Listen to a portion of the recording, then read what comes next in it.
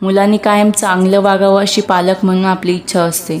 सगळ्यांशी नीट बोलावं, सोबतच्या मुलांशी शहाण्यासारखं वागावं, बाहेर गेलो की हट्टीपणा करू नये असं आपल्याला वाटत असतं. पण मुलं नेमकं याच्या उलट करतात आणि मग आपण एकतर त्यांच्यावर ओरडत राहतो किंवा चार चौघात त्यांना अपमान वाटेल असं बोलतो, प्रसंगी हातही उचलतो. यामुळे मुलं दुखावली जातात, चिडतात. त्यामुळे ते शहाण्यासारखं वागायचं सोडून जास्तच हट्टीपणा करतात आणि त्रास देतात.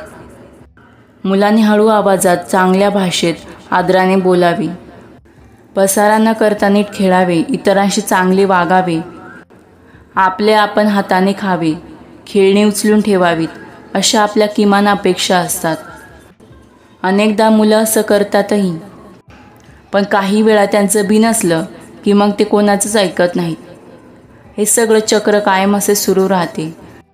त्यामुळे आपली होणारी चिडचिड, त्यांच्यावर किंवा घरातल्या इतर व्यक्तींवर निघणारा राग, हे सगळं अनेक घरात आपल्याला पाहायला मिळते.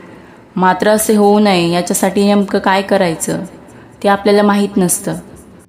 त्यामुळे आपण काही टिप्स बघणार आहोत. मुलं जन्माला येते तेव्हा ती कोरी पाटी असते. त्यामुळे त्यांना कोणतीही सवय लावायची असेल तर त्यांना त्यांची योग्य पद्धतीने ट्रेनिंग देणे गरजेचे असते.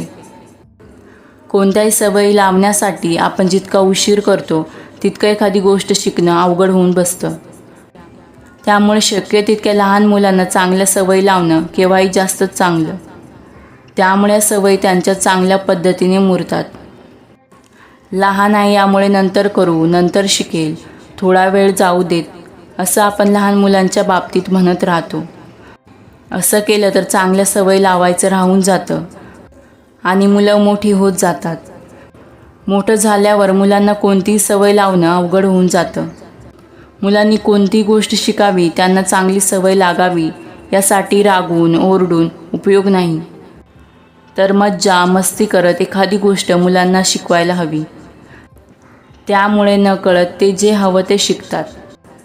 त्यामुळे समजा तुम्ही मुलांना वाचनाची सवय लावत असाल तर ते आनंदाने कसं होईल हे पाहायला हवं.